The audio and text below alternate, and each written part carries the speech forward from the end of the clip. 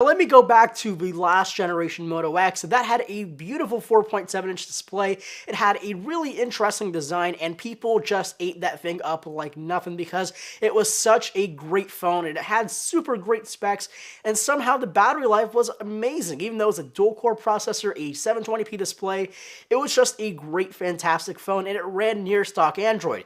This year, Motorola has gone a little bit more stock, which is kind of disappointing, but also it's good to see such a great design and build of their new Moto X. To sort of highlight the changes of the brand new Moto X, we have a beautiful 5.2-inch Super AMOLED display with 1920 by 1080 in terms of resolution, and we also have really great specs, including the Snapdragon 801 quad-core processor, clocked in at 2.5 GHz, 2 GB of RAM, and 16 or 32 GB of internal storage. Another big update to the Moto X this year is the build quality of the Moto X, now using aluminum and magnesium on the sides. It's probably the most solid phone I've used in all of 2014. Now, I'm still yet to get my hands on the Nexus 6, which is basically the Moto X just enlarged, and it says a lot of things because Google chose the Moto X design for their Nexus 6, and it's such a great design, and it's just super solid in the hands. Now, other updates to the Moto X this year includes a 13 megapixel camera on the back. The last generation Moto X had a 10 megapixel camera, and this one is pretty good, actually. The images are really sharp. They're definitely not the best images out of the Android OEMs. Obviously, that title still belongs to Samsung in my book, but it's still a very good camera for this phone,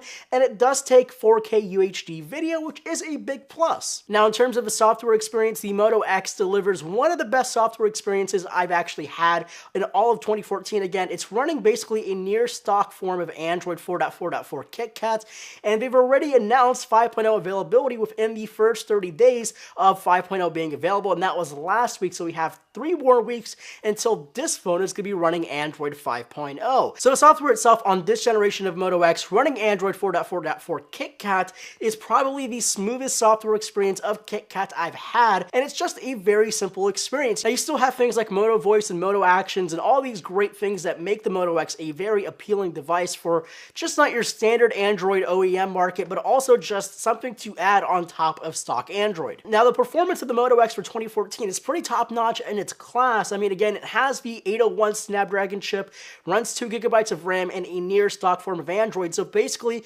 this is all you need to run Android efficiently, smoothly as you could ever want it to be.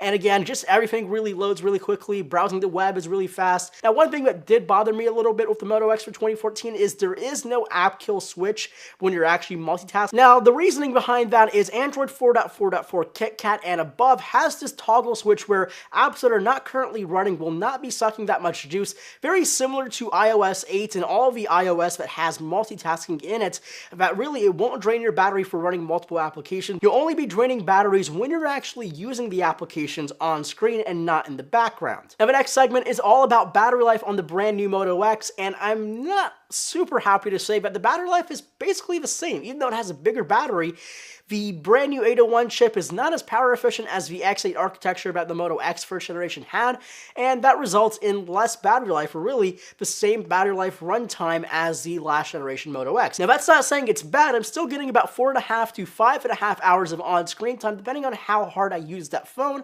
but generally I get through a full entire day without having